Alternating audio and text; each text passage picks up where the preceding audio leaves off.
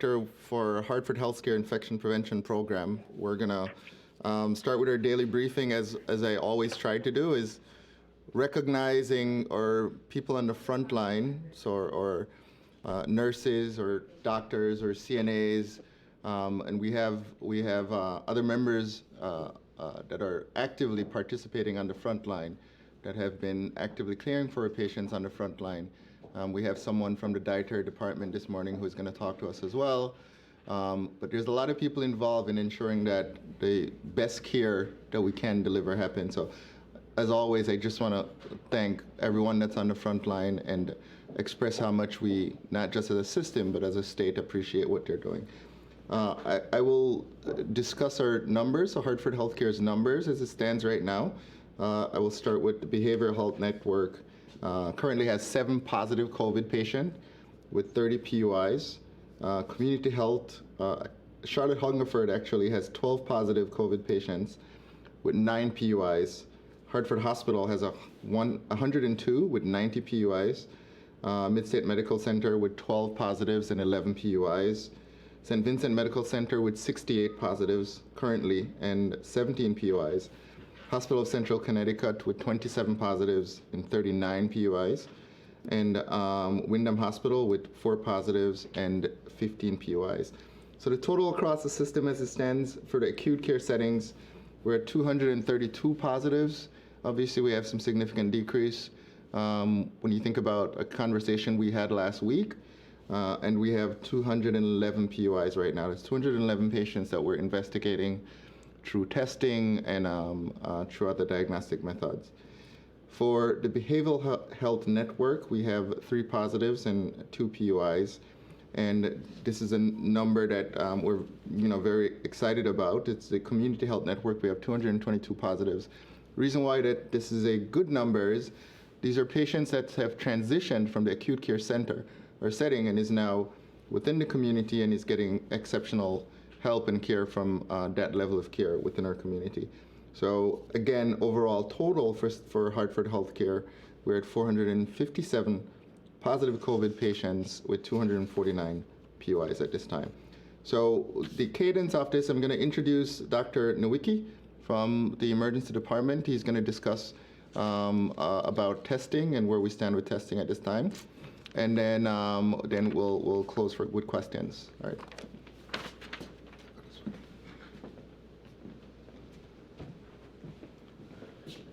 Hello, my name is Dr. Tom Nowicki. I'm an emergency physician at Hartford Healthcare and the director of our medical training center called CESI.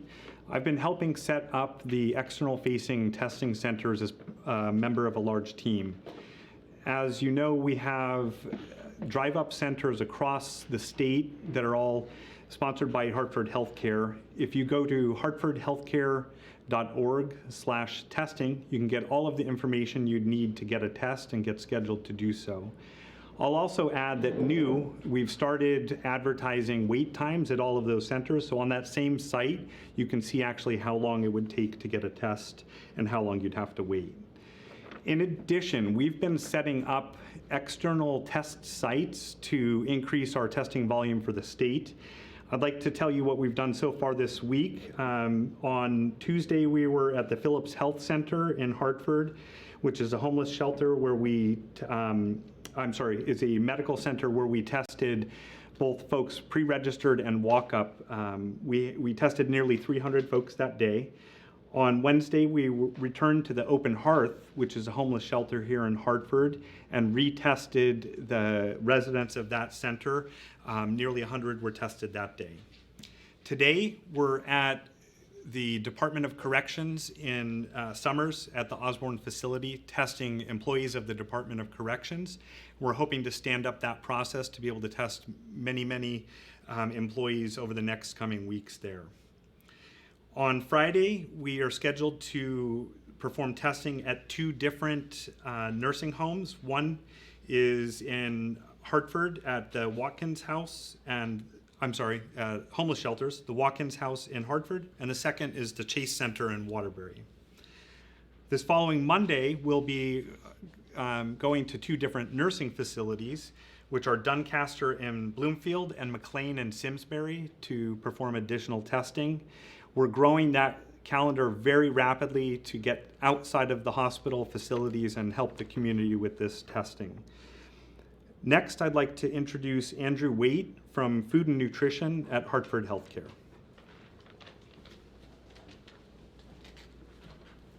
Thank you, Dr. Nowicki. I'm Andrew, representing Food and Nutrition Department. Just like to say, in these times, in the past couple weeks and months, we have experienced some ups and downs in the healthcare department, and with the help from Mike and Sophia and the others in our department as managers and supervisors, help us follow through taking care of the patients that we have encountered. And we have learned to cope and deal with, and while doing our daily duties, still pushing forward and remembering our families, keeping everyone safe at home. And at the same time, I could think only or reminisce of when people think of back in the Great Depression, how when you go out to the stores and you look and you can't find what you're looking for, or how to provide for your family needs and well-being.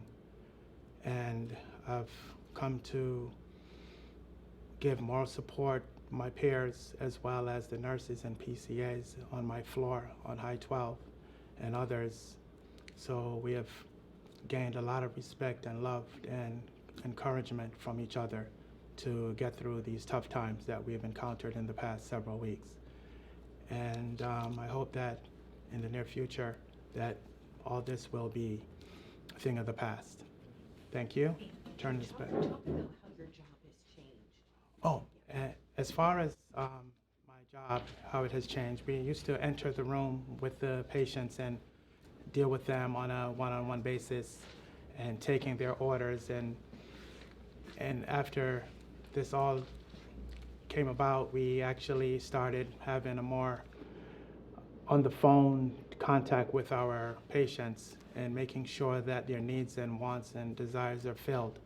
And we have come to master that, and we've have that done in a very sincere way, where we are reaching out to them in each and every way that we can possible. Thank you. Turning this back over to Keith Grant. Thank you. All right, we'll open up for questions. If any questions? Hi, good morning. Morning. John Bell, Fox 61. I was just reaching out. I'm trying to find out what, if anything, is going on at the hospital in terms of research or any kind of further development on the inflammatory syndrome situation that we're starting to see more and more in children. I know that this is something that might be more CCMC related, but I understand that we have talked about this on this call before. And I didn't know whether or not there's anything moving forward from the Hartford Hospital front. So from the Hartford Hospital, Hartford Healthcare front, we're working very closely with our pediatric partners. We're geographically very close-knit, and we collaborate very closely with CCMC. And as it stands right now, the majority of patients they're seeing fall within the pediatric population. So there's not much I can say about that from a pediatric management perspective, but what I can say, there is indeed a focus on that right now. There's a few cases in New York. There's a few cases in Europe, throughout Europe. There hasn't been any reported cases in Asia, but I know for a fact there's a few cases in New York, and again, there's a few cases in Europe. But in regards to Hartford Healthcare's research pattern on this, there's not much that I know about that we're doing right now. What we're doing, as we've always done, is collaborate with our pediatric partners to ensure that this is the best care is being given to this population. Okay, thank you. Absolutely. Anything else? Yeah, one other question. Sure. I just wanted to ask, can you talk about exactly what kind of what the testing that you'll be doing at the homeless facilities, at the nursing homes, what exactly will that entail? Good question. Tommy, you want to take your question? Yeah, is the question about the type of test being performed? Yeah, it's about testing and how is it going to be done. And I mean, you've obviously got people who are, unable to, maybe stationary. Exactly what is involved in going to these facilities? Yeah, I'll just give some of the background. We have a very large team that has created standard work around these sites. So we try to replicate that workflow as much as possible.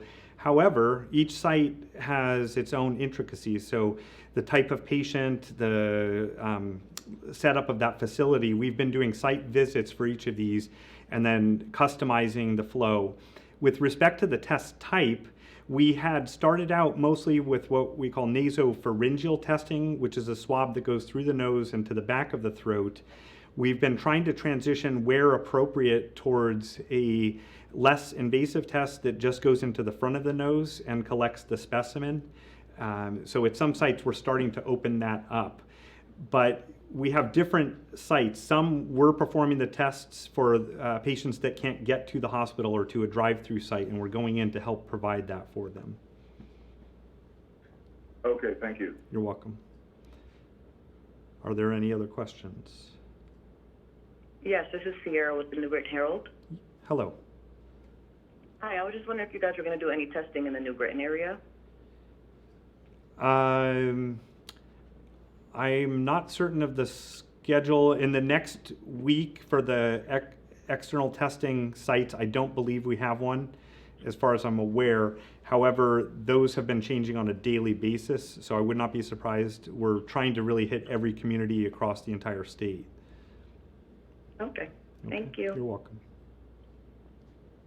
Any other questions?